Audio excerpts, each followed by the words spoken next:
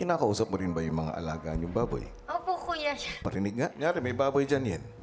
Ang linis-linis nito kanina. Tapos meron na naman dumi. Tapos hindi. Ang nakaraan sa PBB 8, niyanig ang bahay ni Kuya ng pusong patuloy na nagguguluhan. Maturity comes with age. Ilagay mo ang sarili mo na ikaw ay isang ganap na adult. Ano sa palagay mo ang sasabihin ng isang 30-year-old Lance? Siguro yung sasabihin ko sa 18-year-old Lance as a 30-year-old, huwag magmadali kasi a lot can happen pa. Habang ang ibang puso naman ay patuloy na naninimbang. Kasi iniisip ko, gusto kong layuan tong si Lance. Kasi parang may ilang sa akin si Ashley. Oo, yun nga. Diba? Nalilito naman ako kay Lance. Sa pinapakita niya sa akin. Every move I make, it's like a competition between me and Angela. So I'm like, oh, I don't really care at this point. Like, might as well step out. Ngayong gabi, saan nga kaya hahantong ang mga damdaming You nagkakabuhol-buhol? know about the 1-0? Who will win the heart of the girl first? Now you know. So, ginaganon niyo ako ni Lance. Pinaglaruan niyo si ate. Hindi! Anong sinasabi mo 1-0? Oh, ito! Ito lang. Sobrang nasaktan yung tao. Kasakit yung sa babae, day. At isang exciting task ang haharapin ng mga housemates. Nasa pool! Ang lahat ng yan dito lang sa PBB 8. Isang kakaibang wake-up call ang gumising sa mga housemates. Oh, oh my God. Baboy? Natatakot kayo ng baboy? Ate Angela, may nasisense ako. Ano ba yan? Parang sa amin. Ano? Namimiss ko yung baboyan namin. Hindi ko may kinalaman yan sa girl. Nalaman yan sa next challenge natin. Paglabas mula sa bedroom, si Lance dumiretso sa garden area. Awal? I saw something. Oh! Baboy! Uy, baboy!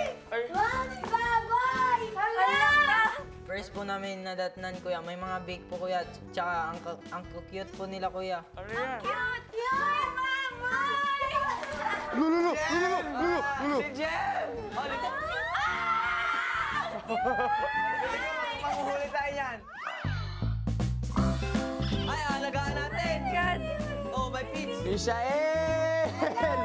Mas malalaki yung inaalaga. Tuluman sila kabuok. Dahil sanay sa pag-aalaga ng baboy, si Yen naisipang pakainin ang mga ito. Ang cute ng Swimming ko baboy. kasama baboy. Sayang oh. Mahal to, tong ano. Mahal yung baboy. Alam mo sa amin, yung kapag nahulog lang yung isang ganito, pupulutin niya namin dahil. Maya-maya si Yen, nilapitan na rin ng kapwa sanay na mag-alaga ng baboy na si Mitch. Pero kung laki na sila. Nanganak na yung baboy niya. Ha? Nanganganak. Ang dami ng Oo, sabi mama siya. pigs, mga 20 mama pigs. Basta baby pa, cute na cute. Pero kung laki na, Wala na. Feeling ko talaga, anong gagawin natin? It's either special task mo or ni Mitch. Ilang saglit pa, pinatawag na ni Kuya sa confession room sina Mitch at Yen. oh my God. Gandang araw. Gandang araw po, kuya. araw po. Kumusta kayo? Ayos lang po. Okay lang po, kuya. Pagkagising nyo kanina, anong nakita ninyo? Meron ba? Well, the first thing I heard was like the pig. Tapos yung nakita na po namin. Nakita po namin ng paglabas ni Lance, he was the first one. He said something like, I saw something. Tapos labas kaming lahat, may 3 baboy. Nung nakita ko na po yun, kuya, may pumasok po agad sa isip ko na, alam ko na yung gagawin namin. May task na gagawin. Sanay ka sa gawain ito? Yan?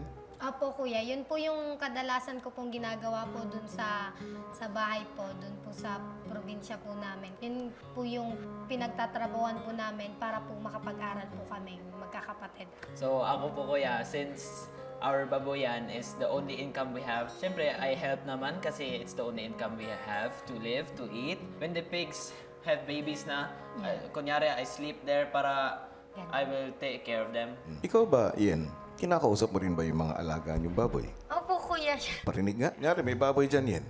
ang linis-linis nito kanina, tapos meron na naman dumi. Tapos hindi kayo nag-ano ng sarili ninyo, hindi kayo parang ganun po kuya, pinapagalitan po minsan. Opo, kuya. Sa akin po, kuya. When they're on the other corner, I talk to them like, come here, here's the food. Here, come here. Dahil dyan, kayong dalawa, ang inaatasan kong maging task leaders para sa inyong third weekly task.